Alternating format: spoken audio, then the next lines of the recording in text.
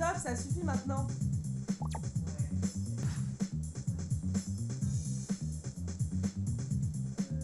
Nous nous sommes rendus compte que les contrats non seulement étaient illisibles, difficilement accessibles, remplis de liens hypertextes, parfois avec des pages en anglais, mais surtout nous nous sommes rendus compte qu'il y avait des clauses qui nous paraissaient abusives ou illicites en matière de données personnelles et en matière de droit de la consommation essentiellement.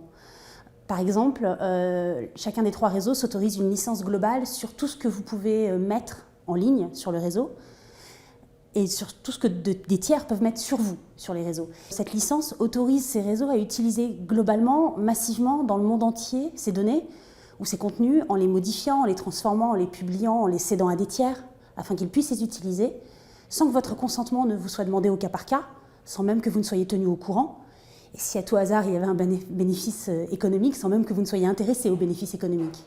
Par exemple, vous prenez une photo de vacances, sans qu'on ne vous dise rien, vous l'avez mis, cette photo que vous auriez mise par exemple sur Twitter, Facebook ou Google peut être utilisée par une entreprise en Amérique du Sud, en Asie du Sud-Est. Vous ne savez pas à quelle fin et vous n'êtes jamais tenu au courant de cette utilisation. Nous sommes aujourd'hui à un moment charnière. L'Union européenne est sur le point d'adopter un règlement. Il faut que ce règlement passe. Il a été déjà voté par le Parlement. Il permet une meilleure protection du consommateur.